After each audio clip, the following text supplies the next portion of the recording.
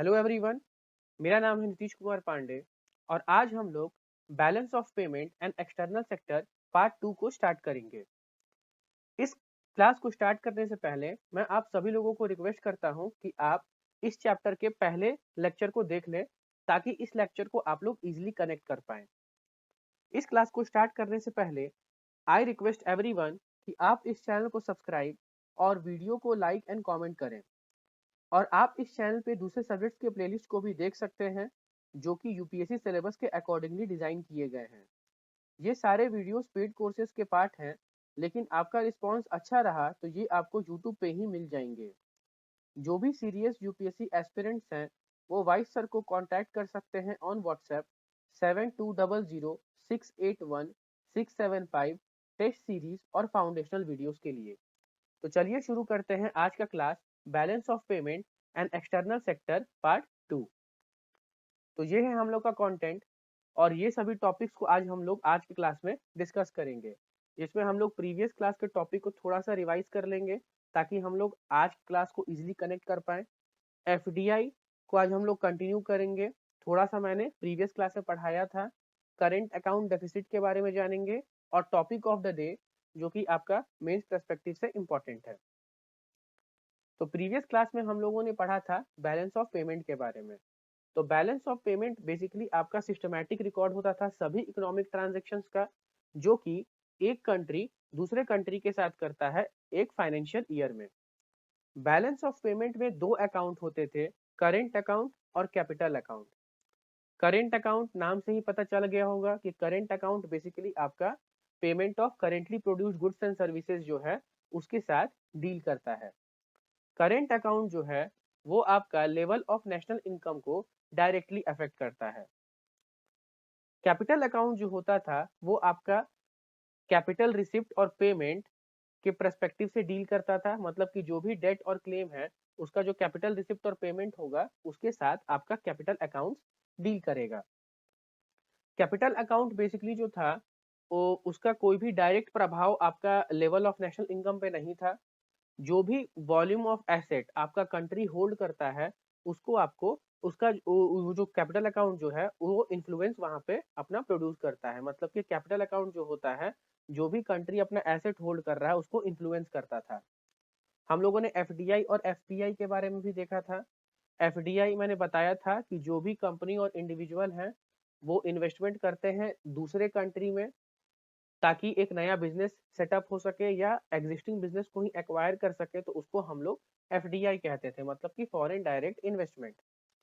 FPI basically क्या था कि जो भी कंपनी और इंडिविजुअल है वो आपका दूसरे कंट्री के स्टॉक और बॉन्ड मार्केट में अगर इन्वेस्ट करते हैं तो वो आपका फॉरेन पोर्टफोलियो इन्वेस्टमेंट होता था। तो ये सभी टॉपिक्स को हम लोगों ने प्रीवियस क्लास में कवर किया था। आज हम लोग एफडीआई को ही कंटिन्यू करेंगे। तो मैंने एफडीआई के बारे में बताया था। ये बेसिकली इन्वेस्टमेंट है जो कि कंपनी और इंडिविजुअल करते हैं क्या कहते हैं दूसरे कंट्री के बिजनेस में, ताकि एक नया बिजनेस को स्टैब्लिश किया जा सके या जो एग्जिस्टिंग बिजनेस है उसको ही एक्वायर किया जा सके। तो ये आपका फॉरेन डायरेक्ट इन्वेस्टमेंट का कॉन्सेप्ट होता है। अब हम लोग फॉरेन डायरेक्ट इन्वेस्टमेंट को दो पैरामीटर्स पे पढ़ेंगे। एक पहला कि बेनिफिशियल फॉर इंडिया, मतलब कि इसका बेनिफिट्स या इसका एडवांटेज क्या होता है, और दूसरा foreign direct investment deal with कॉजन, मतलब कि उसका ड्रॉबैक्स क्या हो सकता है या उसका डिसएडवांटेज क्या हो सकता है। तो सबसे पहले हम लोग थोड़ा एडवांटेज देख लेते हैं।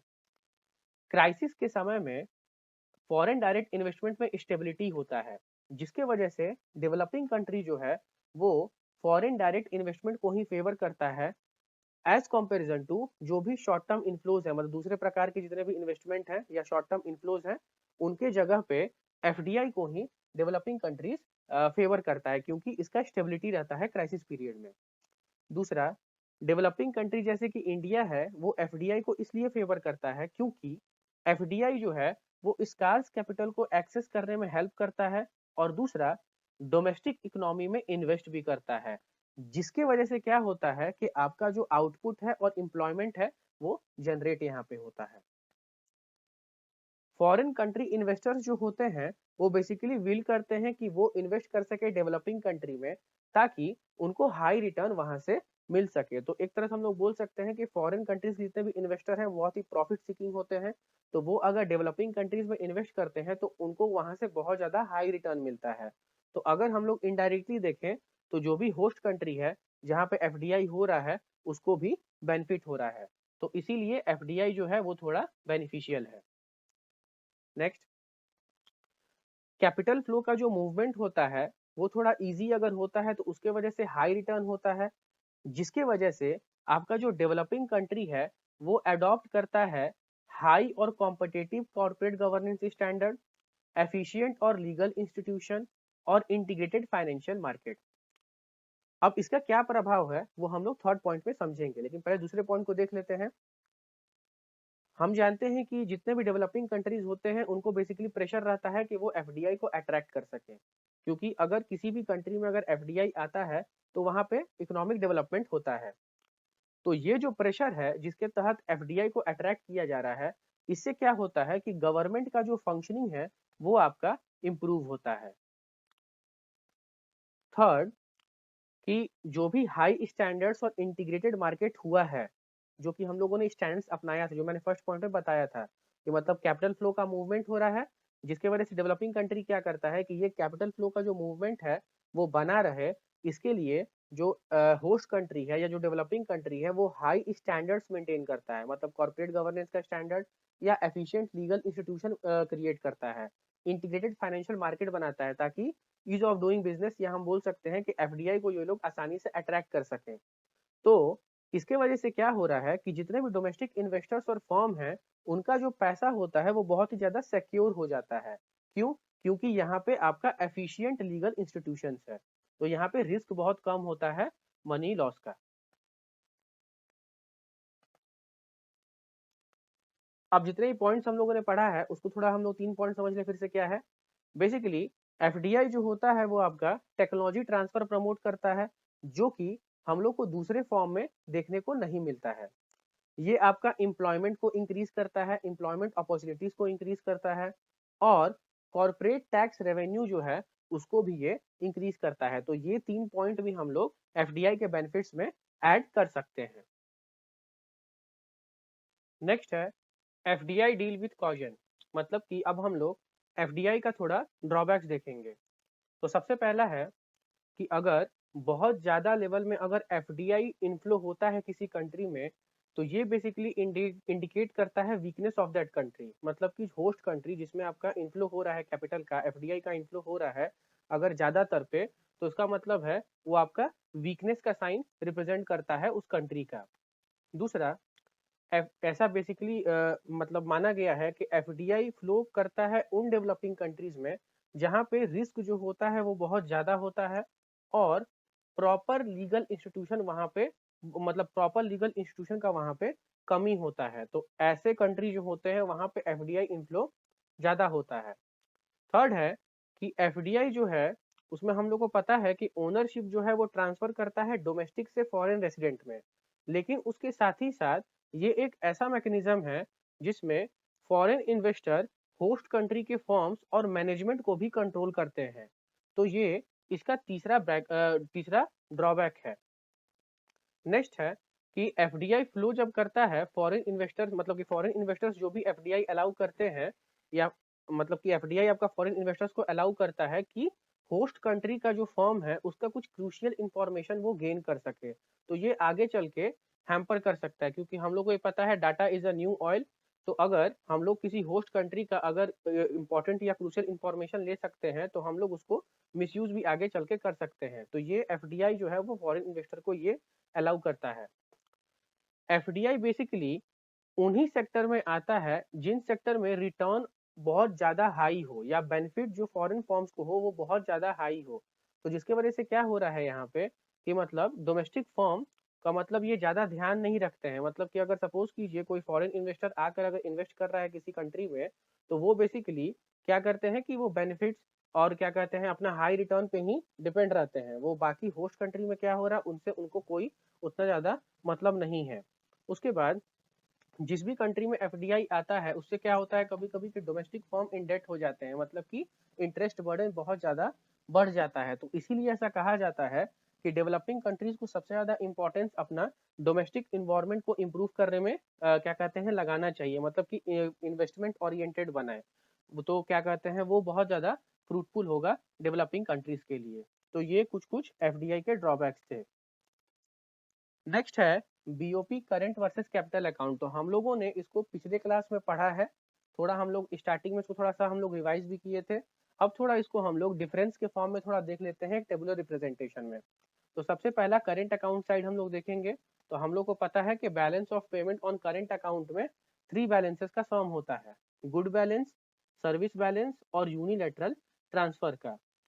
लेकिन बीओपी ऑन कैपिटल अकाउंट में अगर हम लोग देखें तो यहाँ पे 2 बैलेंसेस का सम होता है, लॉन्ग टर्म कैपिटल अकाउंट और आपका शॉर्ट टर्म कैपिटल अकाउंट होता है।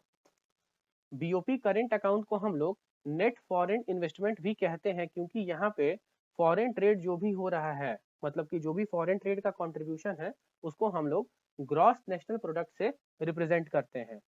बीओपी ऑन कैपिटल अकाउंट जो है वो बेसिकली आपका इनवर्ड और आउटवर्ड मूविंग जो भी कैपिटल और इन्वेस्टमेंट होता है, जैसे कि एफडीआई, एफपीआई, गवर्नमेंट लोन, ये सभी लोगों को इंक्लूड करता है।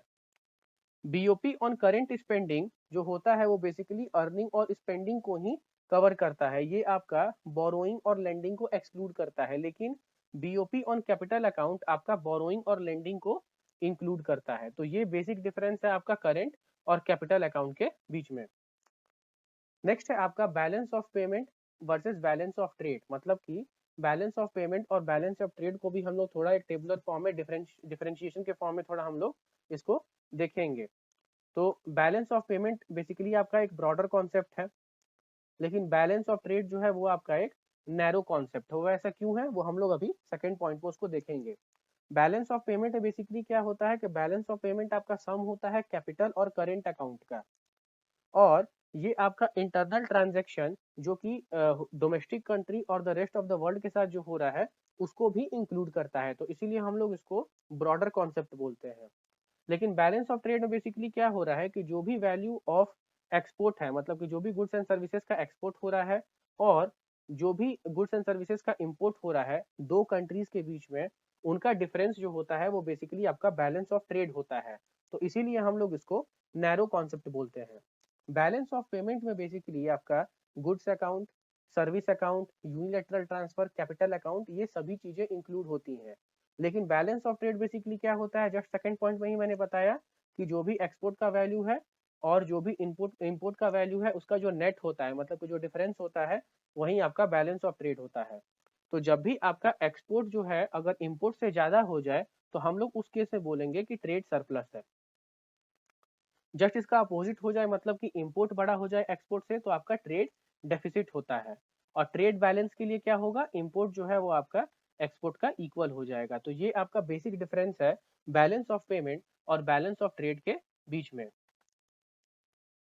नेक्स्ट है आपका is overall balance of payment surplus good, मतलब कि अगर बैलेंस ऑफ पेमेंट अगर सरप्लस है तो क्या ये अच्छा है या नहीं। तो इसको थोड़ा हम लोग क्या कहते हैं स्टेजेस में देख लेते हैं। अगर overall balance of payment surplus है या डिफिसिट है, अब इसको हम लोग गुड बोलेंगे या बैड बोलेंगे, ये आपका सिचुएशन पे डिपेंड करता है। सपोज कीजिए कि अगर आपका overall balance of payment deficit है और ये आपका करेंट अकाउंट डेफिसिट की वजह से हुआ है, अगर हम लोग इसको कैपिटल अकाउंट डेफिसिट से अपोज कर दें तो इस सिचुएशन में आपका ओवरऑल बैलेंस ऑफ डेफिसिट जो होगा वो बैड होगा। केस 2 में देख लेते हैं। अगर आपका ओवरऑल बैलेंस ऑफ सरप्लस है और ये आपका करेंट अकाउंट सरप्लस की वजह से हुआ है, अगर इसको हम लोग अपोज करते हैं कैपिटल अकाउंट सरप्लस से, तो ये जो सरप्लस होगा ये आपका गुड होगा इकोनॉमिक्स के लिए। तो ये आपका सेकेंड केस था। तो ये स्टेजेस के हेल्प से हम लोग समझ सकते हैं कि जो ओवरऑल बीओपी सरप्लस होता है या डेफिसिट होता है ये आपका गुड और बैड होगा, और ये आपका सिचुएशन के ऊपर डिपेंड करेगा कि ये गुड है या बैड है। नेक्स्ट वर्ड टर्मिनोलॉजीज है उसको हम लोग देख लेते हैं। सबसे पहला है आपका गुड और मर्चेंटाइज बैलेंस। तो गुड बैलेंस को ही हम लोग मर्चेंटाइज बैलेंस बोलते हैं। तो ये बेसिकली आपका डिफरेंस होता है वैल्यू ऑफ गुड्स एक्सपोर्टेड और इम्पोर्टेड, मतलब कि जो भी गुड्स आपका एक्सपोर्ट और इम्पोर्ट हो रहा है उन दोनों का डिफरेंस जो होगा उसको हम लोग गुड बैलेंस बोलेंगे या मर्चेंटाइज बैलेंस बोलेंगे। लेकिन बैलेंस ऑफ ट्रेड में क्या होता है, बेसिकली यहाँ पे गुड्स और सर्विसेज दोनों इंक्लूडेड रहता है। तो इसीलिए उसको हम लोग बैलेंस ऑफ ट्रेड कहते हैं। एक क्वेश्चन है, is negative trade balance always undesirable? तो आंसर उसका होगा नो। मतलब कि नेगेटिव ट्रेड बैलेंस हमेशा अनडिजायरेबल नहीं होता है। ये क्यों? क्योंकि डेवलपिंग कंट्रीज जो होता है उनको इंपोर्ट करना पड़ता है vast quantities of capital good, ताकि वो एक स्ट्रॉन्ग इंडस्ट्रियल बेस बना सके। जब एक बार वो सेटअप हो जाएगा तो कंट्री क्या कर सकता है, अपना नेगेटिव ट्रेड बैलेंस को रिवर्स कर सकता है और उसको एक्सपोर्ट ओरिएंटेड बना सकता है। तो इससे हम लोग को क्या पता चल रहा है कि नेगेटिव ट्रेड बैलेंस जो होता है वो हमेशा अनडिजायरेबल नहीं होता है। नेक्स्ट है आपका करेंट अकाउंट डेफिसिट। तो करेंट अकाउंट डेफिसिट बेसिकली क्या होता है कि ये आपका डिफरेंस होता है वैल्यू ऑफ एक्सपोर्ट और इंपोर्ट के बीच में। ये जस्ट एक लेमैन्स टर्म में इसका डिफिनेशन है। करेंट अकाउंट जो होता है वो आपका बेसिकली नेट इनकम सच है, जैसे कि इंटरेस्ट हो गया, डिविडेंड्स हो गया, यूनिलैटरल ट्रांसफर हो गया, जैसे कि फॉरेन ट्रेड मतलब कि फॉरेन एड, ये सब चीजों को इंक्लूड करता है। करेंट अकाउंट जो होता है हम लोग उसको इस प्रकार में भी एक्सप्रेस कर सकते हैं कि ये बेसिकली सेविंग और नेशनल इन्वेस्टमेंट का डिफरेंस होता है। करेंट अकाउंट डिफिसिट अगर होता है तो ये बेसिकली क्या रिफ्लेक्ट करता है कि आपका जो नेशनल सेविंग्स है वो लो है रिलेटिव टू इन्वेस्टमेंट, मतलब कि सेविंग जो है वो कम है आपका इन्वेस्टमेंट से। करेंट अकाउंट बेसिकली जो है वो सेविंग माइनस इन्वेस्टमेंट होता है। डेवलपिंग कंट्री अगर कैड मतलब कि करंट अकाउंट डेफिसिट पे अगर रन कर रहा है तो इसका मतलब ये नहीं है कि ये बैड थिंग है। ये आपका ग्रोथ और इकोनॉमिक डेवलपमेंट को भी लीड कर सकता है। तो ये आपका बेसिक है करंट अकाउंट डेफिसिट के बारे में। नेक्स्ट है आपका इंडिया कैड मतलब कि इंडिया में करंट अकाउंट डेफिसिट। तो डेवलपिंग कंट्री जैसे कि इंडिया है उसके पास बहुत ज़्यादा इन्वेस्टमेंट अपॉर्चुनिटी है। क्यों? क्योंकि इंडिया के पास ह्यूज डोमेस्टिक मार्केट साइज है, लेकिन इसके पास जो सेविंग है वो बहुत ही लो लेवल का है। तो जिसके वजह से कैड होना नेचुरल है, करेंट अकाउंट डेफिसिट होना नेचुरल है। जब भी इंडिया कैड पे रन करता है तो ये आपका फॉरेन बोरोइंग को इंक्रीज करता है। फॉरेन बोरोइंग इसलिए इंक्रीज होता है ताकि इस डेफिसिट को हम लोग फंड कर सकें, जिसके वजह से क्या हो रहा है कि लाइबिलिटीज आपका बढ़ जाता है। जब भी आपका अनप्रोडक्टिव स्पेंडिंग होगा लंबे समय के लिए या अनप्रोडक्टिव स्पेंडिंग हो रहा है नॉर्मल टर्म्स के लिए, तो ये बेसिकली आपका इंसॉल्वेंसी और बैंक्रप्सी को रिजल्ट करता है। और यही बेसिकली आपका हुआ था 1990 क्राइसिस में, जिसके वजह से हम लोगों को एलपीजी रिफॉर्म लाना पड़ा था। इसीलिए जब भी कंट्री आपका कैड पे रन कर रहा है या नहीं भी रन कर रहा है, ये आपका डिपेंड करता है बोरोइंग पे, मतलब कि कंट्री कितना ज़्यादा बोरो कर रहा है अब्रॉड से और इसको कैसे यूज कर रहा है। तो ये बेसिकली आपका इंडिया का कैड था। नेक्स्ट कैड का कुछ कुछ हम लोग की पॉइंट्स भी देख लेते हैं।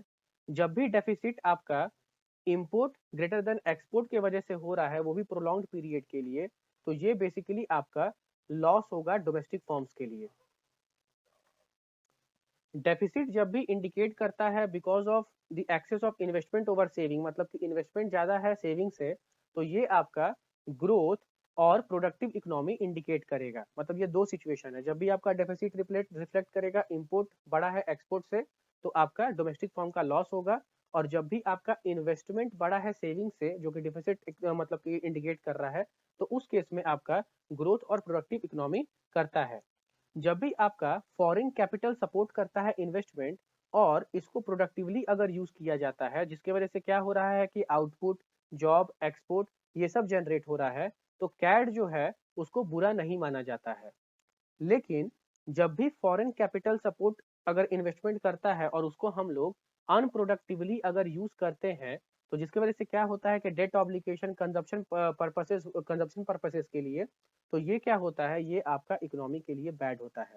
एक बार फिर से समझा रहे हैं, लास्ट का जो दो केस है, अगर फॉरेन कैपिटल इन्वेस्टमेंट सपोर्ट कर रहा है अगर किसी कंट्री में और उसको प्रोडक्टिवली अगर यूज करते हैं, तो कैड जो है वो आपका उतना भी बुरा नहीं है। लेकिन अगर फॉरेन कैपिटल दूसरे कंट्री में अगर इन्वेस्टमेंट सपोर्ट कर रहा है और उसको अगर हम लोग अनप्रोडक्टिवली यूज कर रहे हैं, मतलब कि डेट ऑब्लिगेशन हो जा रहा है या कंजप्शन पर्पस के लिए यूज कर रहे हैं, तो ये आपका इकोनॉमी के लिए बैड होता है। नेक्स्ट है evaluation of CAD in India, मतलब कि हम लोग थोड़ा ईयर या पीरियड वाइज देख लेते हैं टाइम पीरियड में कैसे कैसे कैड हुआ था, मतलब कि कैड का स्टैटिस्टिक्स क्या है। तो 1956 से 1976 तक हैवी कैट था हमारे कंट्री में। और ये क्यों था? चाइना वॉर की वजह से, जो कि 1962 में हुआ था। सॉरी, यहाँ पे क्या कहते हैं, ईयर गलत लिखा हुआ है। पाकिस्तान वॉर हुआ था आपका 1971 में। फर्स्ट ऑयल प्राइस शॉक हुआ था 1973 में। और सीवियर ड्रॉट और फूड क्राइसिस आपका हुआ था 1966 में, जिसके वजह से करेंट अकाउंट डेफिसिट बहुत ही ज्यादा हैवी हो गया था हमारे कंट्री में। फिर हम लोग 1976 से 1979 के पीरियड थोड़ा देख लेते हैं। ये आपका गोल्डन पीरियड था करेंट अकाउंट डेफिसिट का। इसमें क्या हुआ था कि रेमिटेंसेस जो है वो इंक्रीज हो गया था। मतलब कि जो भी हमारे रेसिडेंट्स हैं जो अब्रॉड जाके पैसा कमाते हैं और वापस से अपने होम कंट्री में भेजते हैं, तो उसको हम लोग रेमिटेंस कहते हैं। तो वो जो रेमिटेंस है वो आपका इंक्रीज हो गया। इसका मतलब क्या है, हमारे देश में पैसा बहुत ज्यादा आने लगा था, वो भी अब्रॉड से। और एक्सपोर्ट भी बढ़ गया था। तो जिसकी वजह से हम लोग क्या बोलते हैं कि करंट अकाउंट डेफिसिट जो था इस पीरियड के टाइम में वो आपका गोल्डन पीरियड था। नेक्स्ट पीरियड है आपका 1980s से 1991। तो इसमें तो हम लोग को पता ही है कि severe balance of payment crisis हुआ था। और गल्फ क्राइसिस भी हुआ था 1991 में, जो कि और ज्यादा सिचुएशन करंट अकाउंट का खराब कर दिया था। उसके बाद 1991 के बाद क्या हुआ कि करंट अकाउंट डेफिसिट जो था वो इम्प्रूव होना शुरू हो गया था। ऐसा क्यों हुआ था? क्योंकि मतलब कि क्या कहते हैं, स्ट्रॉन्ग कैपिटल इनफ्लो हो रहा था मैक्रो इकोनॉमिक वेरिएबल्स की वजह से। तो ये सब कुछ मतलब ये सब कारण थी जिसकी वजह से करंट अकाउंट डेफिसिट जो था वो आपका हमारा कंट्री में इम्प्रूव होना शुरू हो गया था। नेक्स्ट है टॉपिक ऑफ द डे, जो कि मैंने बताया है कि मेंस पर्सपेक्टिव से बहुत ही ज्यादा इंपॉर्टेंट है। तो आज का टॉपिक है ब्लू इकोनॉमी। वर्ल्ड बैंक के हिसाब से हम लोग यहाँ पे ब्लू इकोनॉमी का डिफिनेशन देखेंगे। ब्लू इकोनॉमी बेसिकली क्या होता है कि जो भी ओशियन रिसोर्सेज है उसको हम लोग सस्टेनेबल वे में यूज करें, ताकि वो इकोनॉमिक ग्रोथ, लाइवलीहुड और जॉब के इम्प्रूवमेंट के लिए और ओशियन इकोसिस्टम के हेल्थ के इम्प्रूवमेंट के लिए यूज हो सके। तो इसको हम लोग ब्लू इकोनॉमी बोलते हैं। लेकिन ये कंडीशन को अचीव करने के लिए या ब्लू इकोनॉमी के ग्रोथ को अचीव करने के लिए हम लोग को बहुत सारे चैलेंजेस को फेस करना पड़ता है, जैसे कि ओवर फिशिंग और अनसस्टेनेबल फिशिंग प्रैक्टिसेस, ये एक बहुत ही बड़ा चैलेंज है।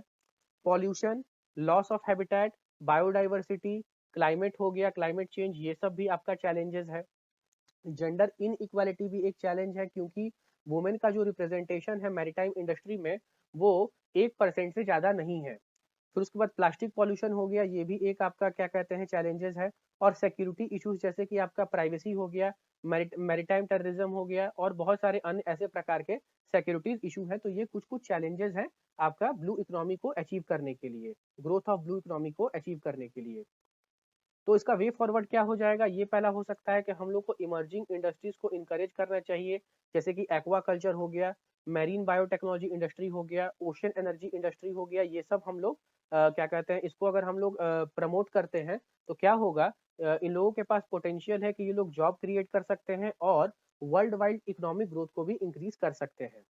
दूसरा क्या हो सकता है कि इंक्लूसिव फ्रेमवर्क अपनाया जा सकता है, मतलब कि इंडियन ओशियन रीजन जो है उनको एक सस्टेनेबल और इंक्लूसिव फ्रेमवर्क क्या कहते हैं बनाने की जरूरत है इंटरनेशनल पार्टनरशिप के लिए। तो ये सब कुछ कुछ पॉइंट्स आपका वे फॉरवर्ड में हो सकता है। तो इस टॉपिक पे एक मेंस का क्वेश्चन मैंने फ्रेम किया है। Blue economy presents India with an unprecedented opportunity to meet its national objective, strengthen connectivity with neighbors and exert influence in the surrounding region analyze। ये 15 मार्क्स का है, मतलब कि अराउंड 3 और 2.5 पेजेस शायद लिखना होगा इसमें। तो इसके बारे में आप लोग सोचिए और कोशिश कीजिए लिखने का। Thank you. आशा करते हैं कि आपको ये क्लास पसंद आया होगा। तो इस चैनल को आप सब्सक्राइब कीजिए, वीडियो को लाइक कीजिए और कमेंट कीजिए। जय हिंद, जय भारत।